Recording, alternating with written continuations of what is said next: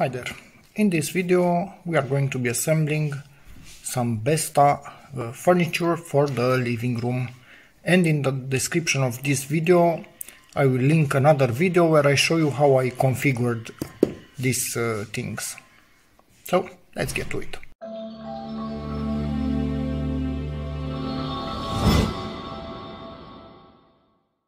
This is the big frame cabinet that will be sitting at the left of the furniture of the TV. So let's open it up and get started. In theory this should be quite an easy assemble, but it's a bit big. So let's see what we have inside this box.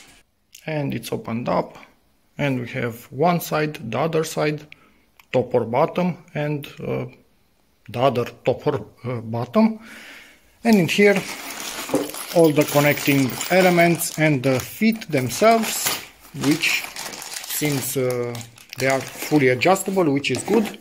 Nothing else. Get it out of the way. Instructions manual, and again I'm assembling on this. I just rip it apart so it stays flat. You do not want to assemble on your floors. I'm in a work area in here, so it's not cleaned. But even on clean floors, you still have small dust particles that will scratch the surfaces, and you don't want your brand new furniture to be directly scratched by yourself, which sometimes it's even worse. So let's see. This thing looks really simple in my opinion. Okay, it seems that it's a one-person job, although most IKEA manuals say that you need 2 persons, and they tell you to attach it to the wall, which we will do. So this is what we have inside of these boxes. We install the feet. This is the first thing, as you can see here, all 4 of them, and then we turn this thing around on its feet and start adding connection elements to both of these, the bottom and the top. And you tighten them by hand with a Phillips screwdriver, nothing else. So let me do 1 and 2. Okay, let's install the first one, and I will tell you from the start I want minimum height under these things. So I'm going all the way to the end, and hopefully this is flat enough that I don't need too much adjusting, or maybe only from one of them and just a tiny bit when I stand this thing up. So yeah, let me put all of them and then get the other one and start installing. Where are they? These things. Just wanted to mention something else. This is on its feet now, and this is not full inside. This is a sandwich between 2 really strong layers, and inside of it I'm not 100% sure. Either it's really lightweight particles of wood like you see in here, or this is another insert in this area, and actually inside we have somewhat of a honeycomb structure, but I'm not 100% sure. But anyway, it's extremely light. As you can see, I'm lifting it, all of it, just from one end, decently easy. And yeah, these things go in these holes right here, 4 on each of these 2 plates. Next step, to start assembling this thing, and as you can see, the stands that we installed will go through some holes in both of these sides, and they should pop out right inside of those holes, and we have some connecting elements that will latch in place. So this just needs to be pushed in there. It's a bit okay, now it's pushed. As you can see, the line all around at the bottom, because this will be going inside of that line, and this is basically 2 sheets glued in the middle. And these are the elements that we are using to close this thing up. When you insert it, the arrow is towards this part. You insert it like this, rotate it clockwise, and the arrow should be pointing upwards. So it's showing you that it's actually pulling on this thing. And yeah, that's about it. With a flathead screwdriver, we simply tighten these things in place.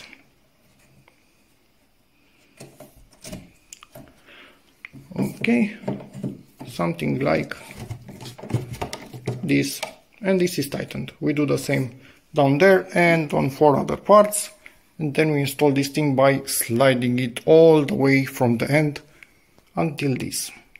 Just wanted to show you something. This has channels on both sides, channels that actually dropped it, go inside of this. So this is not attached with nails to hold this whole thing together. The channels do that, give it a bit of structural rigidity, which is cool. And also these connection elements are different from other IKEA products that I've assembled, which is again an interesting BESTA fact. And this is how this thing slides in.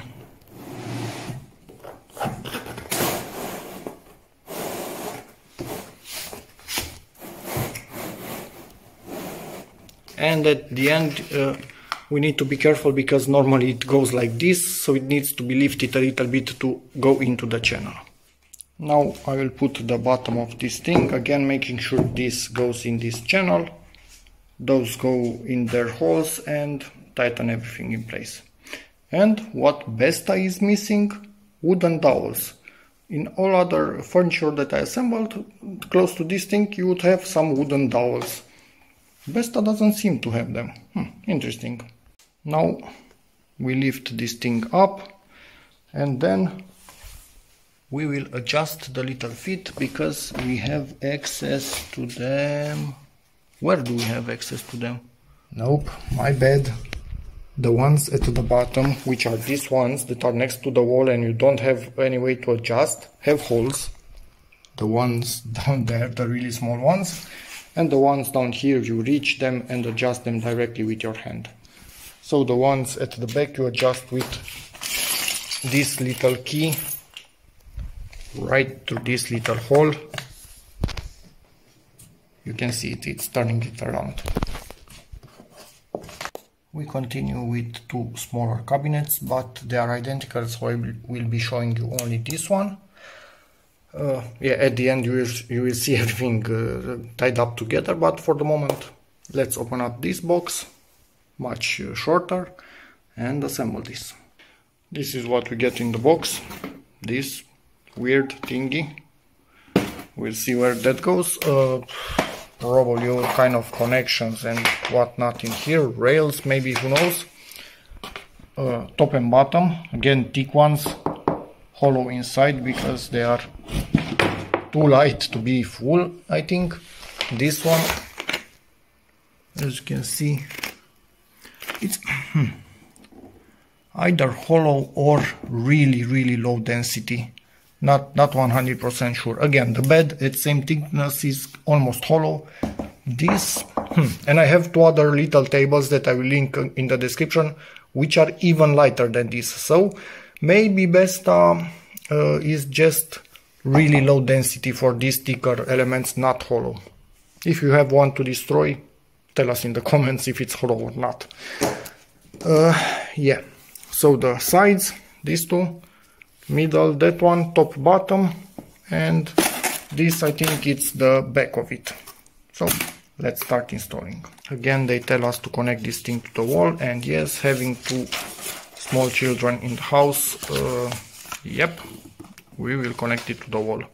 These are all the parts that we are getting, and to start installing the feet in one of the parts, the one with bigger hole, so this one, because the other one has a smaller hole in the middle, so the other one is this one. Yeah, I'm going to install apparently 6 feet for the moment, and then we turn that one upside down on its feet. Now we need to start installing the standoffs or connecting rods, who knows how they are called, and then we'll drop the sides into them, like we did on this one, obviously. So these things in a bunch of holes, and do never panic when you see lots of things like this. You will be using them one by one, and in the end they will be all gone, hopefully. Already put the sides in, you just lower them in place and tighten those types of things and you are done. And for the middle part we have the longer variant, because the middle part is again thick as this, and I was right, these only have inserts where they need to be thick, because just listen to this when I'm rotating it.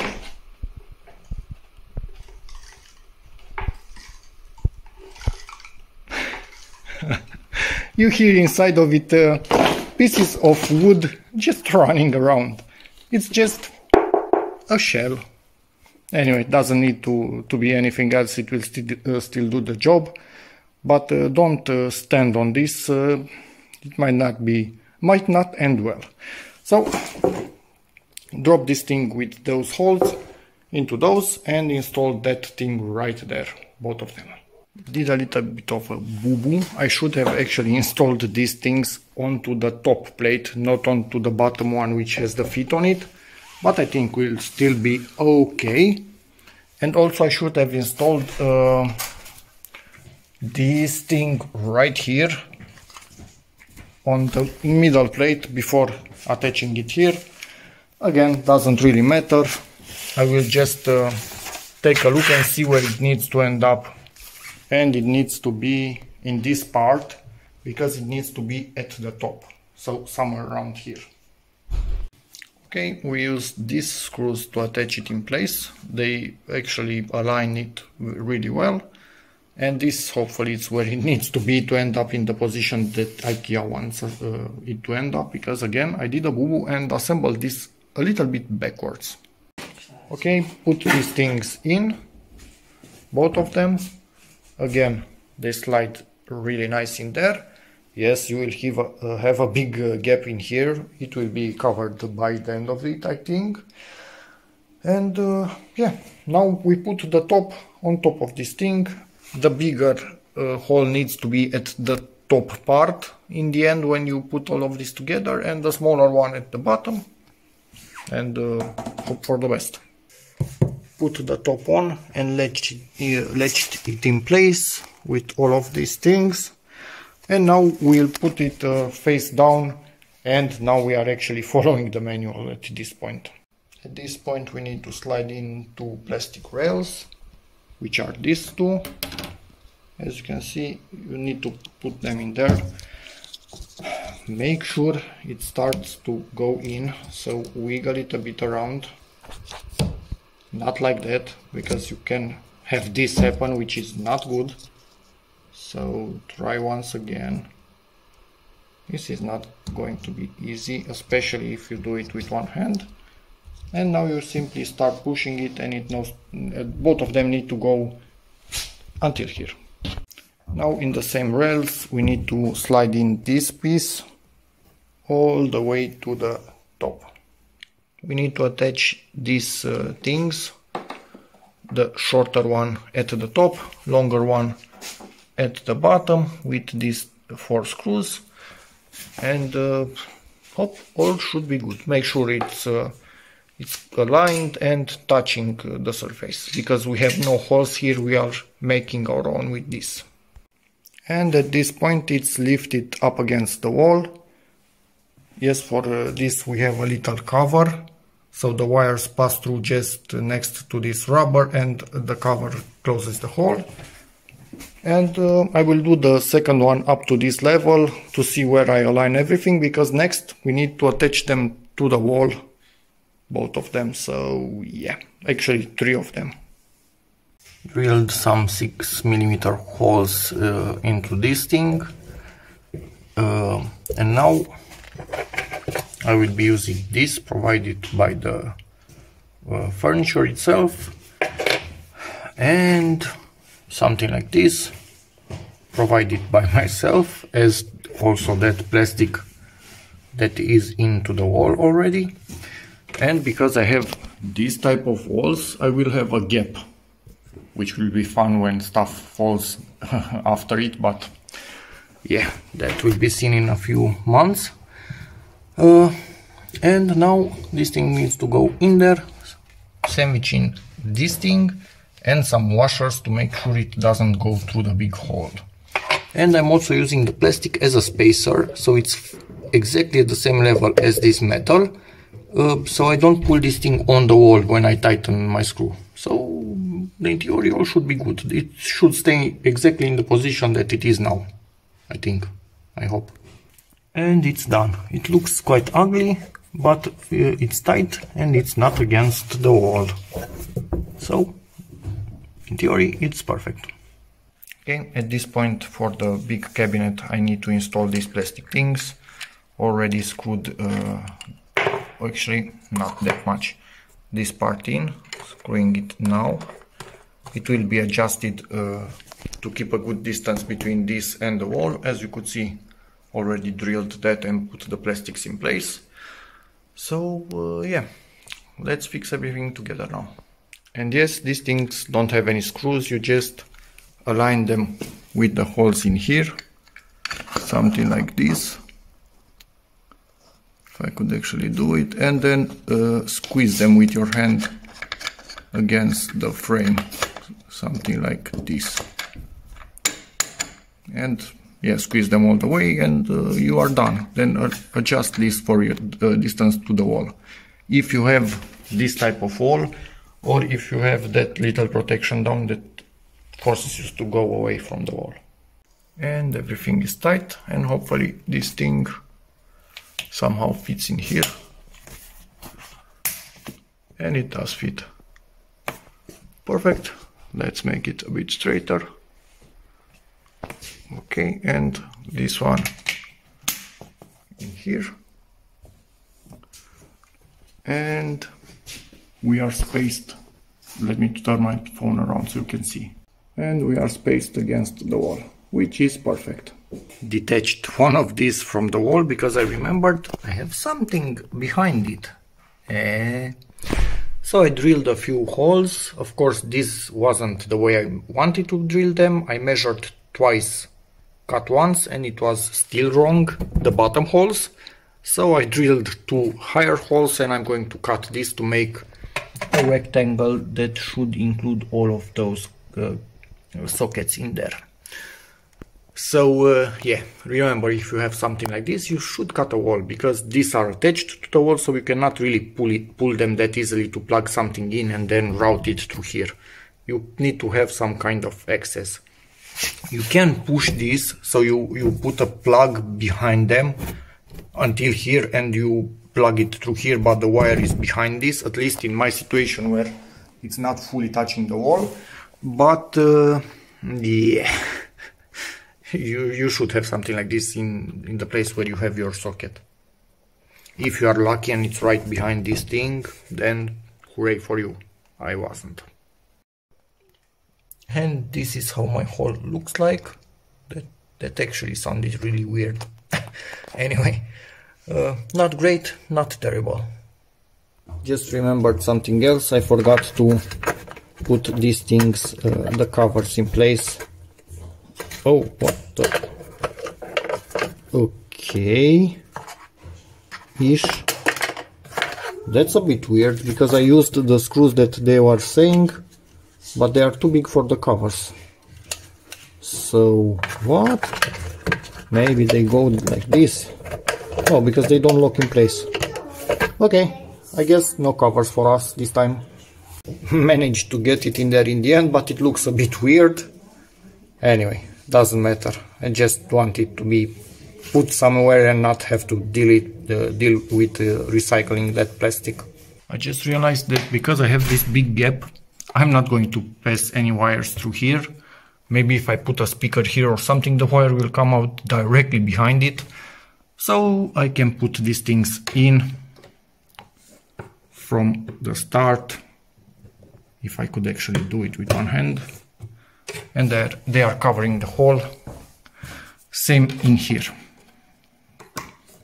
And continue with the drawers, because at least in theory everything else is done.